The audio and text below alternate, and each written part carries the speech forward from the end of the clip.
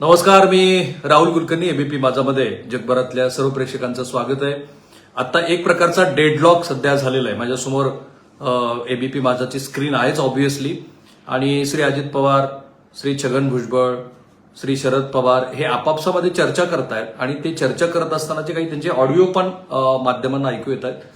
तर असं दिसतं आहे, आपण जे काही आज घडलं त्याच्यामध्ये आधी अगदी सुरुवातीला फेस व्हॅल्यूवरती जर आपण गेलो तर श्री शरद पवार यांच्या लोक माझ्या सांगाती या पुस्तकाची जी सुधारित आवृत्ती आहे, या आवृत्तीचा प्रकाशन सोहळा होता. आणि त्यांनी संपूर्ण, कारण त्याचं टेक्स्ट पण आता अवेलेबल झालेलं आहे, 4 पानाचं त्यांचं जे भाषण आहे, त्या भाषणामध्ये श्री शरद पवार हे सांगतायत की मी राजीनामा जो देतो आहे तो माझ्या सक्रिय राजकीय जीवनाचा नाहीये, कारण मी माझी 3 वर्ष आणखी शिल्लक आहे एक राज्यसभा सदस्य म्हणून, आणि ती शिल्लक असताना मी तुमच्यात असणारच आहे, तुमच्याबरोबर भेटणारच आहे, मी तुम्हाला उपलब्ध असणारच आहे. आणि असं असून सुद्धा मी राष्ट्रवादी काँग्रेसच्या अध्यक्षपदावरती आता असणार नाही. आता ही जी घोषणा झाली ही इतकी अनपेक्षित होती की त्यामुळं बऱ्याच जणांना शॉक बसला. आता श्री अजित पवार बोलतायत आणि नेते त्यांना समजावून सांगण्याचा प्रयत्न करतायत, कार्यकर्ते त्यांना सांगतायत, तरी सुद्धा ते माघार घेण्याच्या भूमिकेत नाहीयेत. आणि म्हणून या सगळ्या घटनेशी जे संबंध जोडले जात आहेत ते राष्ट्रवादी काँग्रेसमध्ये गेल्या काही दिवसापूर्वी घडलेल्या घटनेशी. पण आपण अगदी फेस व्हॅल्यूवरती बघू आज काय घडलं. तर 1 मे काल झाली, 1 मेला वज्रमुठ सभा होती. त्या सभेनंतर आज सकाळी 10:30 वाजता लोक माझ्या सांगाती या पुस्तकाचा प्रकाशन सोहळा होता. तिथे ते भाषणासाठी उभे राहिले. त्याच्या आधी 2 वरिष्ठ पत्रकारांची भाषणं झाली. तिथे उपस्थित असलेल्या बहुतेक जणांना असं काही होईल याचा बिलकुल अंदाज नव्हता. आणि मग ते जेव्हा बोलायला उठून उभा राहिले त्यावेळेला त्यांनी आपली जी राजकीय कारकीर्द महाराष्ट्र राज्याच्या स्थापनेपासून म्हणजे 1 मे 1960 पासून सुरू झाली तेव्हापासून ते आजपर्यंत काय घडलं त्याचं विस्तृत विवेचन केलं. बॅक टू बॅक, म्हणजे जर तुम्ही आधी मुंबईमध्ये राष्ट्रवादी युवक काँग्रेसचा जो विभागीय मेळावा झाला, ज्या मेळाव्यामध्ये, कारण मधल्या ओळीमध्ये आपण नेमकं हेच सांगितलं होतं की शरद पवार हे कोणाला मेसेज देऊ इच्छित आहे. एक्झॅक्टली आता ज्या पद्धतीची भाषा, आणि आता दिसतंय स्क्रीनवरती की आता जसं प्रफुल्ल पटेल यांनी सांगितलं की श्री शरद पवार यांच्या जेवणाची एक विशिष्ट अशी वेळ आहे, तर त्यांना जेवू द्या. तिथे आम्ही कमिटी बनवलेली आहे, ती कमिटी ठरवेल की याच्यामध्ये कुणाला कशा पद्धतीनं अध्यक्ष करावा वगैरे, कारण स्वतः ह्या कमिटीची घोषणा श्री शरद पवार यांनी केलेली आहे. त्यामुळे आधी आपण फेस व्हॅल्यूवरती जर बघितलं की जे श्री शरद पवार यांनी सांगितलं त्याप्रमाणे काय घडले, तर त्यांच्या मते त्यांची राजकीय कारकीर्द ही 1 मे 1960 साली सुरू झाली. ते प्रदेश युवक काँग्रेसमध्ये सुरुवातीला आले, मग त्यांना पश्चिम महाराष्ट्राच्या विभागाची जबाबदारी दिली. 1966 साली ते मुंबईमध्ये आले, आणि मुंबईमध्ये आल्यानंतर त्यांची महाराष्ट्रातल्या इतर भागातल्या तरुणांची ओळख वाढली, संपर्क वाढला, आणि त्यातनं वयाच्या अवघ्या 27व्या वर्षी श्री शरद पवार हे पहिल्यांदा महाराष्ट्र राज्याचे आमदार झाले. आजही श्री शरद पवार यांच्या नावावरती सर्वात तरुण मुख्यमंत्री हा विक्रम आहे. ते महाराष्ट्र राज्याचे 4 वेळेला मुख्यमंत्री झाले. आज त्यांच्या भाषणामध्ये हे त्यांनी जे महाराष्ट्राला ज्ञात आहे ते सगळं वाचून दाखवलं. म्हणजे ते केव्हा सक्रिय राजकारणात आले, पहिल्यांदा केव्हा आमदार झाले, मंत्री केव्हा झाले, इथपासून ते त्यांची आत्ताची राज्यसभेची जी कारकीर्द आहे त्याच्यामध्ये मग ते 4 वेळेला मुख्यमंत्री असणं, केंद्रीय मंत्रीपदी ते त्यांचं जाणं, केंद्रातल्या महत्वाच्या सत्तास्थानावरती त्यांचा सहभाग, आणि लोकांच्या पाठिंब्यावरती गेली 56 वर्ष श्री शरद पवार हे सक्रिय राजकारणामध्ये आहेत. आता स्क्रीनवरती मला दिसतंय की श्री शरद पवार यांना जेवणाच्या वेळेसाठी ते घेऊन जात आहेत. तिथे राष्ट्रवादी काँग्रेसची सगळी वरिष्ठ मंडळी आहेत. तर हे सगळं सांगितल्यानंतर त्यांनी असं सांगितलं की मी आता सक्रिय राजकारणातनं निवृत्ती घेत आहे. आधी एक पृष्ठभूमी त्यांनी तयार केली. मला असं वाटतं की ज्यांच्यासाठी हा मेसेज होता तो अत्यंत क्लिअर होता की त्यांना आजपर्यंतच्या सक्रिय राजकारणामध्ये जे जे काही हवं होतं ते सगळं मिळालं.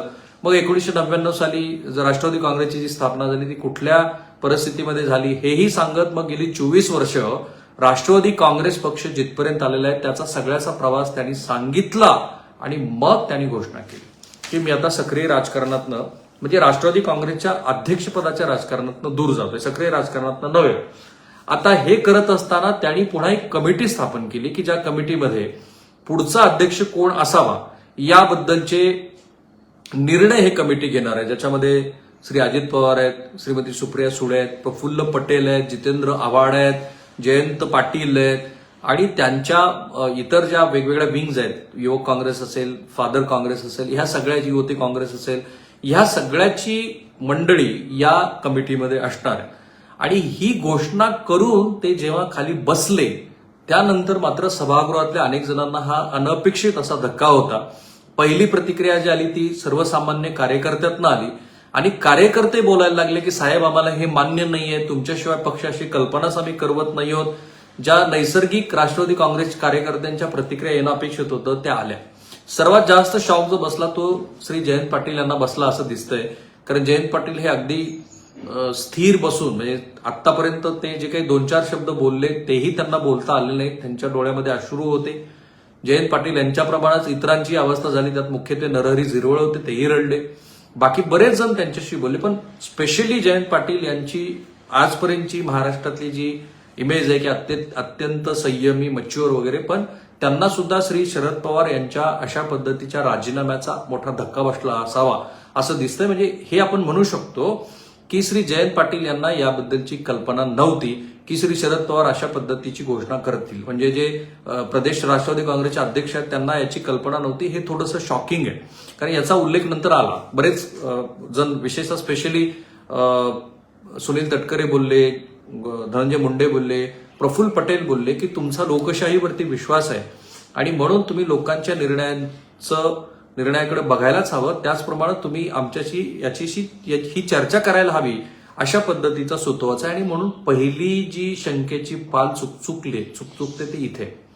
जर श्री शरद पवार यांना राजीनामा द्यायचा होता तर त्यांनी, जसं आता दिसतं आहे की इतरांशी कन्सल्ट का केलं नाही, इतरांबरोबर त्यांनी चर्चा का केली नाही. म्हणजे कुणाला जर असं वाटलं की अशी चर्चा न करता गेल्या काही दिवसामध्ये राष्ट्रवादी काँग्रेसमध्ये ज्या काही घडामोडी घडतात त्यामुळे ते व्यथित झालेत का, किंवा त्यांनी अशी जर चर्चा केली असती तर मग या नेत्यांना धक्का बसला नसता. म्हणजे हे सरप्राइझिंग आहे. तर हे 2 पातळीवरती असू शकतं. जर आपण अशी चर्चा केली तर कदाचित या नेत्यांचा तिथेच आपल्याला खूप मोठा विरोध होईल अशीही त्यांची भावना असू शकते. त्याऐवजी थेट लोकांमध्ये जाऊन आपली भूमिका स्पष्ट करून सांगितली तर कदाचित हे त्या नेत्यांना सुद्धा स्वीकारावं लागेल अशीही त्यांची भावना असू शकते. परंतु या नेत्यांचा एकूण जो सूर आला तो असा आला की श्री शरद पवार यांनी त्यांना कल्पना दिली नाही आणि त्यामुळे त्यांना तो धक्का बसला.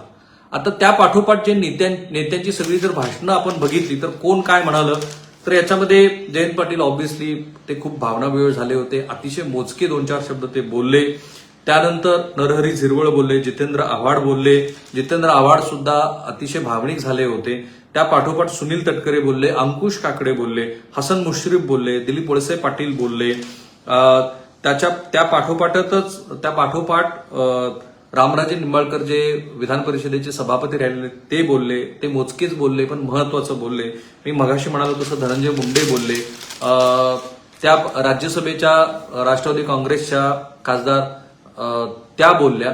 आणि याच्यामध्ये सगळेजण तुम्ही राजीनामा मागे घ्या असं म्हणत असताना श्री अजित पवार जे बोलायला उठून उभा राहिले तिथून मात्र या सगळ्या चर्चेचा सूर किमान सभागृहाच्या मर्यादेमध्ये तर बदलला.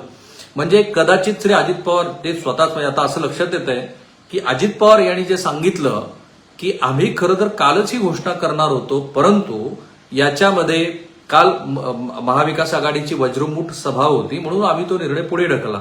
तर हे आपल्याला असं म्हणता येऊ शकतं की किमान पक्षी श्री अजित पवार यांना तरी या गोष्टीची कल्पना होती की श्री शरद पवार यांच्या मनामध्ये काय चाललेलं आहे.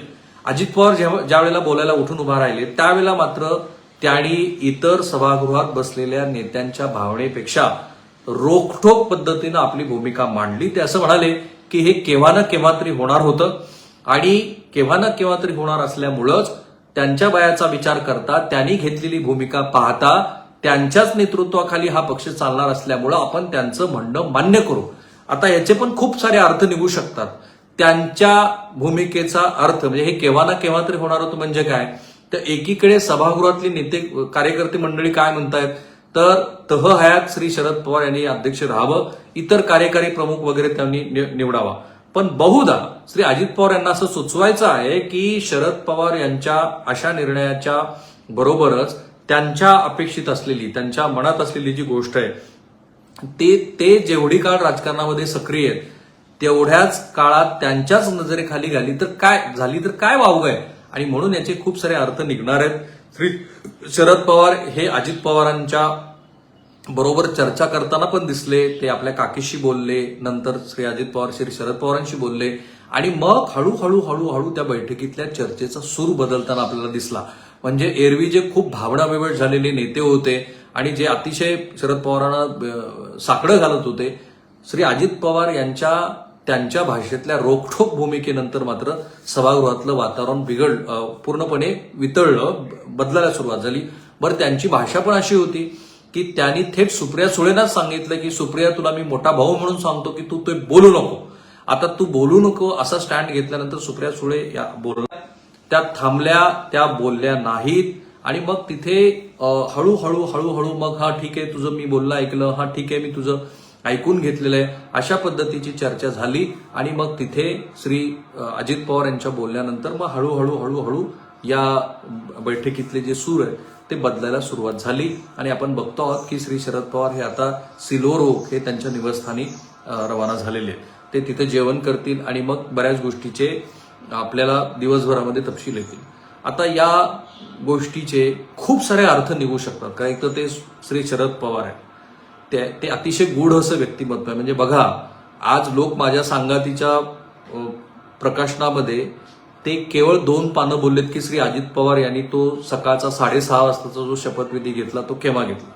स्वतः अजित पवार आणि श्री देवेंद्र फडणवीस म्हणतायत की आम्ही सकाळी नाही, पहाटे नाही, सकाळी घेतलाय, पण तिथे वेळ लिहिली 6:30ची त्या पुस्तकाच्या प्रकाशनामध्ये. दुसरं, माझ्याच मुलाखतीमध्ये श्री जयंत पाटील असं म्हणाले होते आणि तिथून खरं तर ही चर्चा नव्याने सुरू झाली की तो पहाटेचा शपथविधी जो झाला तो कदाचित राष्ट्रपती राजवट उठवण्याच्या दृष्टीनं श्री शरद पवार यांनी केलेला तो राजकीय डाव असावा.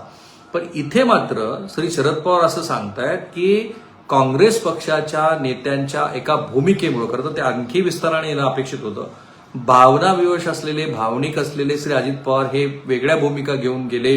त्यांनी तो सकाळचा शपथ घेतला, त्यावेळेला त्यांच्याबरोबर केवळ 10 आमदार होते. म्हणजे आजपर्यंत राष्ट्रवादी काँग्रेसकडनं हे जे नेरेशन महाराष्ट्राला सांगितलं जात होतं की राष्ट्रपती राजवट हटवण्याच्या दृष्टीनं असं केलं गेलं आहे, तर ते असं नाहीये, हे याच पुस्तकामध्ये श्री शरद पवार यांनी स्पष्ट केलेलं आहे. आणि मग अशा वेळेला की जेव्हा इतक्या सगळ्या गोष्टी श्री शरद पवार यांच्या कंट्रोलमध्ये आहेत असं दिसतं आहे, महाविकास आघाडी एकीकडे तिला जनमतामध्ये कौल मिळतोय असं दिसत असताना श्री शरद पवार यांनी अचानकपणे अशा पद्धतीनं पक्ष अध्यक्षपद सोडण्याचा निर्णय का घेतला गेला असावा, तर त्याच्यामध्ये ह्या चर्चाच आहेत. या चर्चेचे अनेक पदर आहेत. एक पदर तर ऑब्व्हियसली हा आहे की राष्ट्रवादी काँग्रेसमधला एक गट, कारण त्याच्यात स्वतः शरद पवार यांनी लिहिलंय की अगदी 2014 पासून आमच्या पक्षामध्ये भारतीय जनता पार्टी बरोबर आपण जायला हवं असा मानणारा एक मोठा वर्ग आहे. ते त्यांनीच आजच्या लोक माझ्या सांगातीच्या प्रकाशनामध्ये आपल्याला ते दिसतंय. म्हणजे भारतीय जनता पार्टी बरोबर राष्ट्रवादी काँग्रेसनं जावं असा मानणारा जर वर्ग असेल आणि तो अलीकडच्या काळामध्ये खूप सक्रिय झाला असेल, तर त्यांची राजकीय भूमिका श्री शरद पवार यांना पटली नाही का? किंवा जी एक चर्चा खूप जोरात सुरू असते की पुढे राष्ट्रवादी काँग्रेसचं नवं नेतृत्व कोण असेल, त्याच्यामध्ये अंतर्गत काही सत्ता संघर्ष होईल का, त्या दृष्टीनं श्री शरद पवार हे काही विचार करतायत का, याही पातळीवरती. कारण मागे मधल्या ओळीच्या एका भागामध्ये मी असं म्हटलं होतं की ज्या वेळेला भाकरी फिरवण्याच्या दृष्टीनं श्री शरद पवार यांचं वक्तव्य आलं, तर राष्ट्रीय अध्यक्ष म्हणून श्री शरद पवार यांच्यापासून जर सुरुवात झाली तर मग नवा राष्ट्रीय अध्यक्ष कोण, ती चर्चा पण असते की सुप्रिया सुळे ह्या सुद्धा अध्यक्ष होऊ शकतात.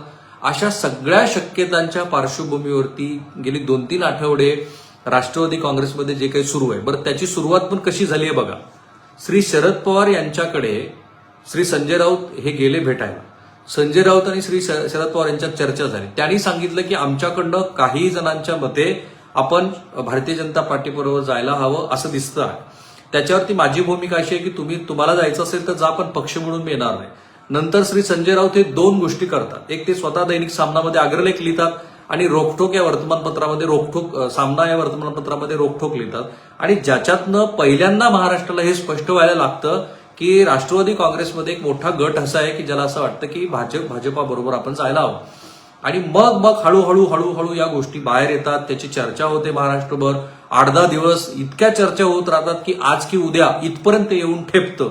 आणि मग ज्या गोष्टीचं क्लॅरिफिकेशन श्री अजित पवार यांनी देणं अपेक्षित होतं तेही 5-6 दिवस दिलं जात नाही.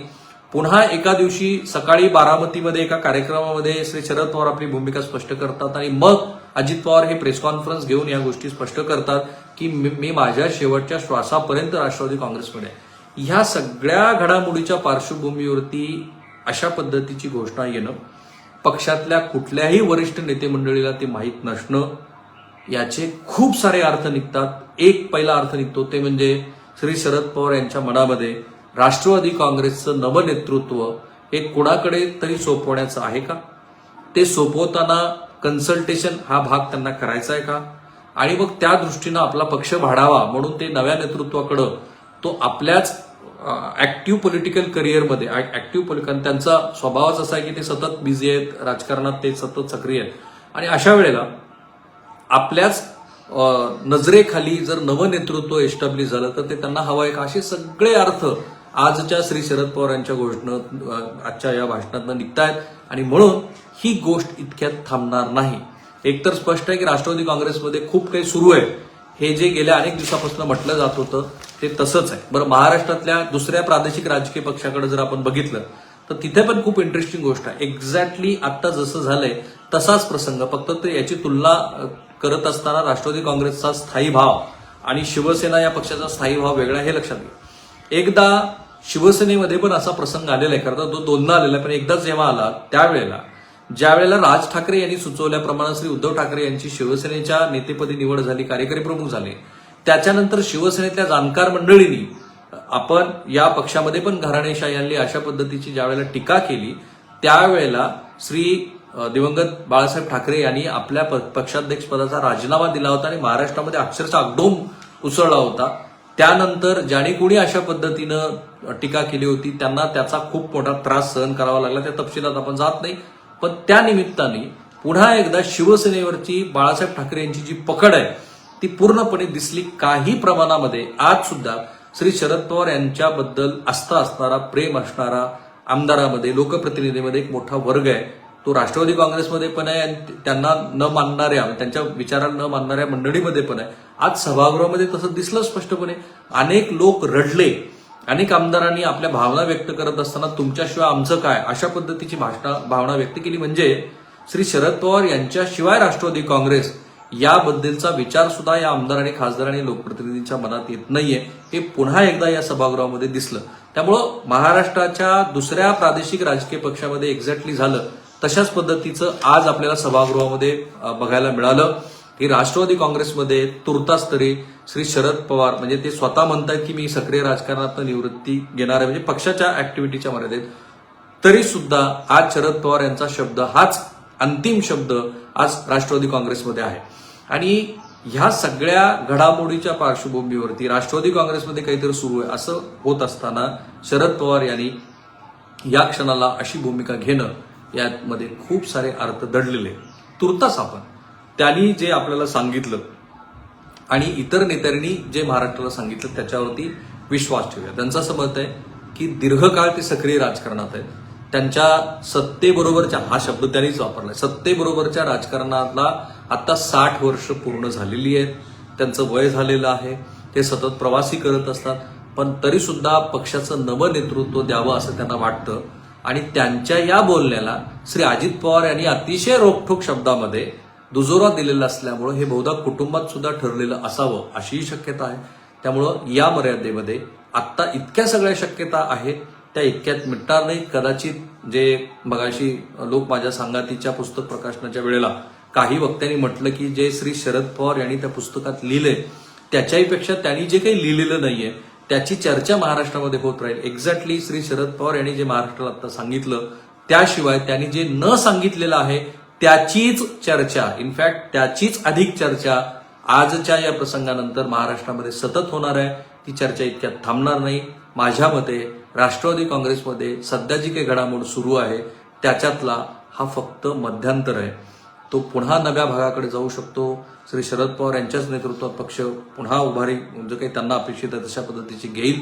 पण राष्ट्रवादी काँग्रेसमध्ये काहीतरी सुरू आहे हे आजच्याही भागानं पुन्हा एकदा महाराष्ट्राला दिसलेलं. सो थांबूया आपण इथे. आमचा प्रयत्न हाच आहे की जी घडामोड घडली, कारण आता दिसतंय की बरेच कार्यकर्ते आंदोलन करतायत, कुणी गाडी अडवण्याचा प्रयत्न करतायत वगैरे. जी घडामोड आत्ता घडलेली आहे त्याचं इमिडिएट विश्लेषण करणं ते महाराष्ट्रासमोर ऑब्जेक्टिव्हली मांडणं हाच मधल्या वेळीचा प्रयत्न आहे. मी आणि एबीपी माझा वेगवेगळ्या प्लॅटफॉर्मवरती उपलब्ध आहोत. आम्हाला फॉलो करायला लागा. तिथे तुम्ही थेट आमच्याशी संवाद साधला, प्रतिक्रिया दिल्या तर आम्ही त्या प्रतिक्रियेची गांभीर्याने दखल सुद्धा घेऊ. थांबूया. एबीपी माझा, उघडा डोळे बघा नीट.